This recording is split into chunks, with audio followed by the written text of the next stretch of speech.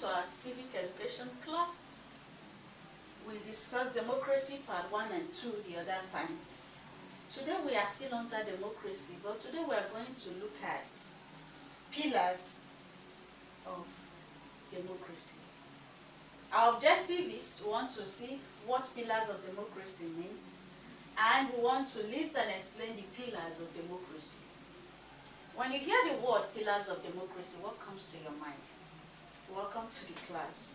Are you subscribed? Please subscribe. Are you a returning subscriber? Thank you for subscribing. Welcome to our class. These courses are interwoven. You meet this course in your government class. So please follow along. Pillars of democracy refers to essential elements or institutions necessary for successful practice of democracy in a country. Things that make democratic setting work better in a country. What are the factors that make democracy work better? That's the pillars of democracy.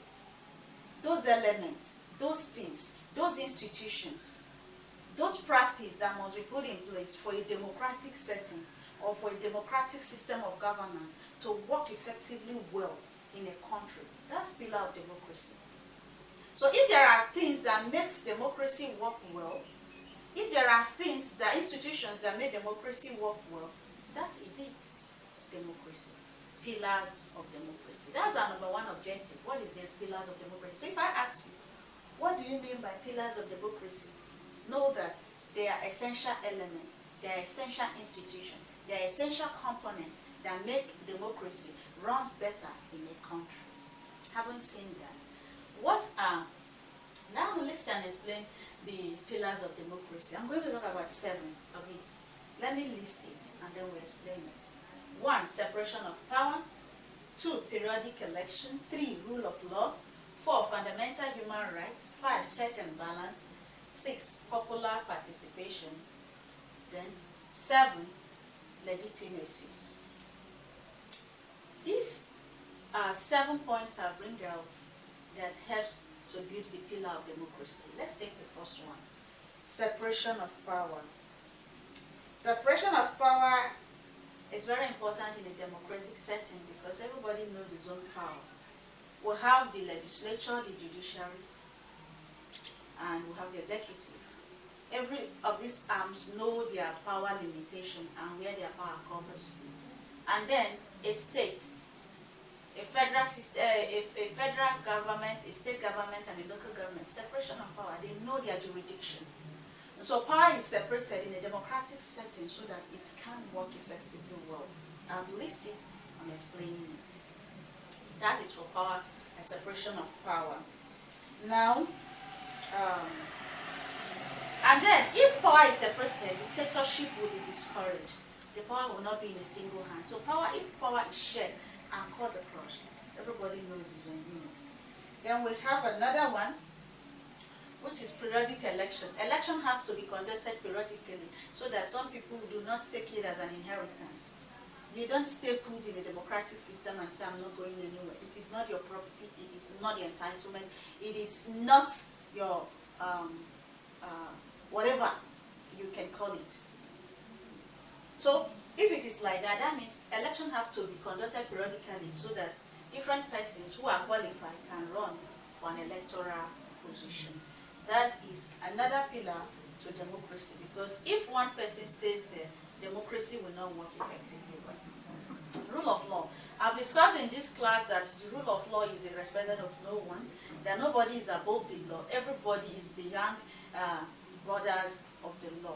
So the law catches up with everybody, whether you are in the upper class, the lower class, or the middle class, everybody. Whether you are in governance or you are being governed, the law bounds by that. Fundamental human rights. Every human has their own peculiar right. Right to movement, right to speech. We have discussed about human rights in this civic class. Your SS1, your SS2, go back and watch those classes on human rights. Every human being that exists in the country have their right to live in a country, and those rights they possess remains their right no matter what. That okay? Fundamental human rights has to do with the right of every citizen that belongs to the country. Everybody is under the law. Nobody is above the law. The constitution and the law laid down is for the general public. Okay, all right. We talk about check and balance. There must be check and balance in the system so that the system can work effectively. Well, that's why we have activist group, we have pressure group, we have civil society. They bring the government to accountability. The government has to account for what they are doing to the general public. They have to tell the general public how they are carrying out the affairs of governments. So there must be check and balance. If not, something must go wrong. If there is no check and balance, human nature requires that they use power in its absolute way that will jeopardize the interest of others. Humans are selfish in nature, so if they are not checked, their selfishness will go at the height. Then we have popular participation. When we talk about popular participation, it means that activities of political organization can be registered and people can participate. Any qualified member of the group, any qualified member of the country, any qualified member that is interested to go for election or wants to be in politics can go, pick a political party, and then be elected or run for an election. Everybody that the law allows to can do that, and everybody is allowed to participate provided the law allows you to. Then we have the last one. Legitimacy is the acceptance and recognition of the power to govern given by the people. The people have given you power. The legitimacy to govern has been given to you. So your ability to use it well, because the people have given you a mandate to go represent them. These are the pillars of democracy. We talk about legitimacy, separation of power, popular participation, check and balance, periodic election, rule of law, fundamental human rights. I term them the 7 pillars of democracy. Legitimacy, separation of power, popular participation, check and balance, periodic election, rule of law, and fundamental human rights. So in this class, we'll be able to discuss what the pillars of democracy is, and we listed and explained the pillars of democracy.